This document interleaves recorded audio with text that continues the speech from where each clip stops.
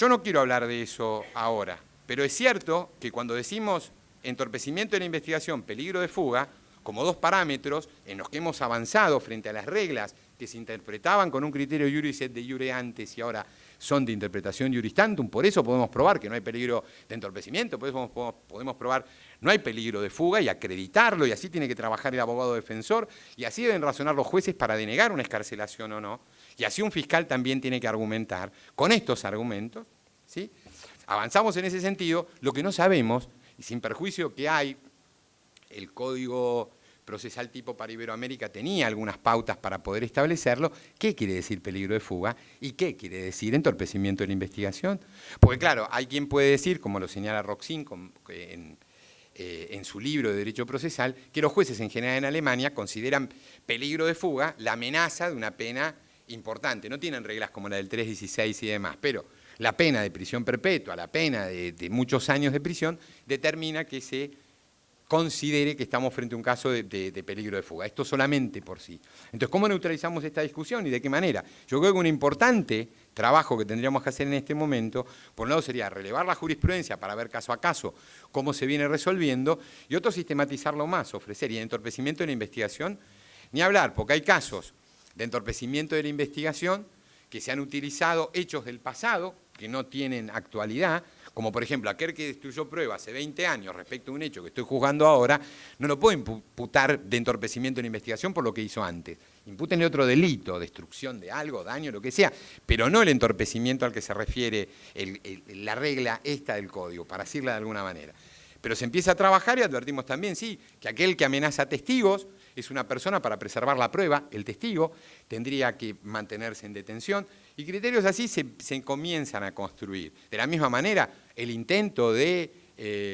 soborno a un juez o a un conjunto de jueces, o lo que fuere, también puede ser indicativo de la forma en que se maneja una determinada persona, si mantiene su libertad y lo que puede ocurrir. Es decir, las variables son infinitas y muchas. Lo que no tenemos, aunque hemos avanzado en peligro de entorpecimiento, peligro de fuga, avanzamos algo, porque ponemos en crisis que sea la interpretación iuris et de iure frente a la imputación que se dirige a una persona.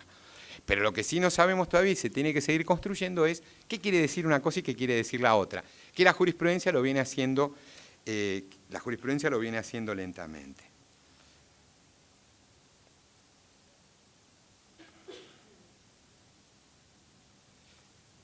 Así llegamos al año 1997. Estoy haciendo saltos y quería hablar de una cosa y de la otra, porque la discusión vinculada a encarcelamiento preventivo, Nicolás ya la presentó, y sé que siempre más o menos va a girar en torno a lo mismo.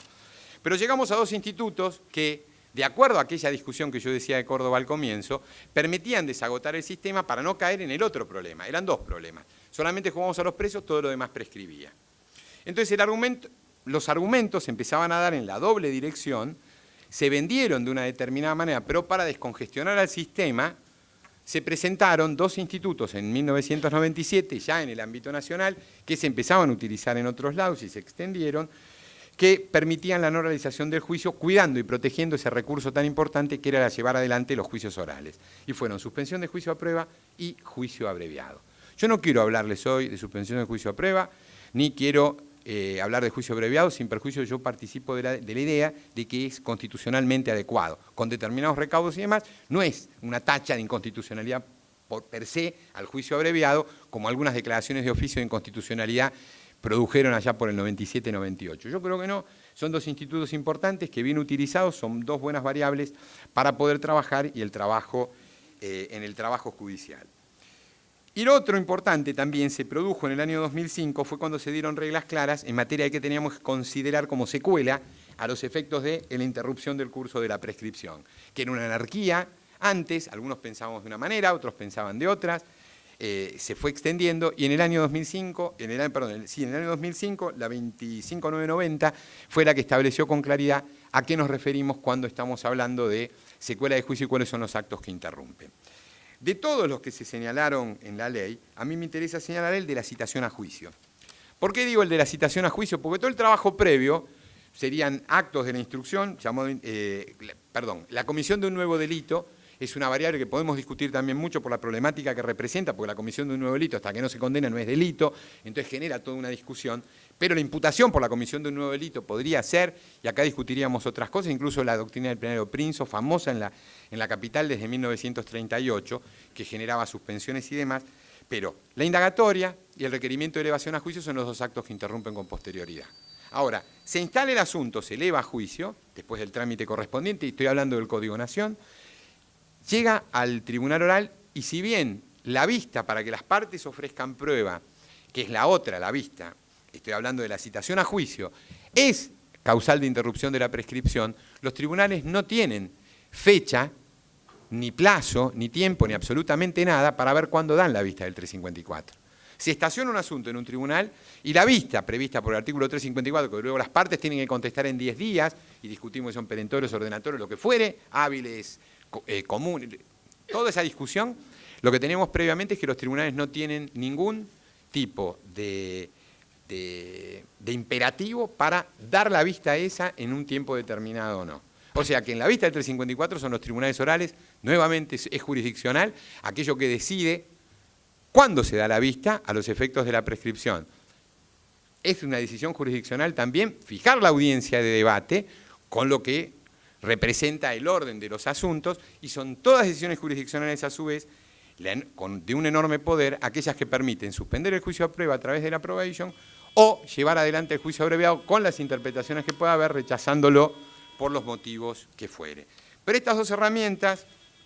digo yo, fueron importantes en 1997. Entonces, de aquella doctrina, es decir, de aquella manera de pensar que tuvimos en un determinado momento que era común a todas las provincias, avanzamos en 1992 a reglas claras y empezó la discusión y recrudeció la discusión doctrinaria, sobre todo.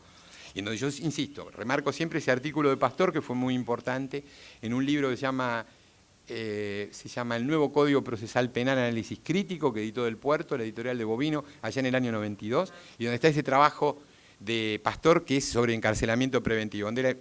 con claridad marca la diferencia entre los criterios procesales, los criterios sustantivistas, etcétera, etcétera, las fallas que tenía el código en ese sentido. La discusión siguió, y en algún momento se tenía que plasmar en resoluciones jurisdiccionales que se fueron plasmando, de algo de ello habló Nicolás, y se fue produciendo esto. Los dos instrumentos, suspensión de juicio a prueba y juicio abreviado, lo que permitieron a su vez a los tribunales fue aligerar trabajo o apurar en cierta medida la cantidad de trabajo que había para que no prescribiera, sin perjuicio que muchos tribunales seguían teniendo, por criterios que podían tener en materia de suspensión de juicio a prueba, o porque los juicios abreviados no prosperaron, sobre todo 97, 98, 99. Creo que hoy estamos llegando al 60% de resolución de casos a través, y me quedo corto en algunos fueros o ante algún tribunal y demás, pero tiro un número promedio, 60% se estaría resolviendo por juicio abreviado en el ámbito de la Ciudad de Buenos Aires. Entonces, pero fueron importantes para poder llevar adelante esto, fueron importantes también para permitirle a los tribunales utilizar el recurso juicio, los días de juicio y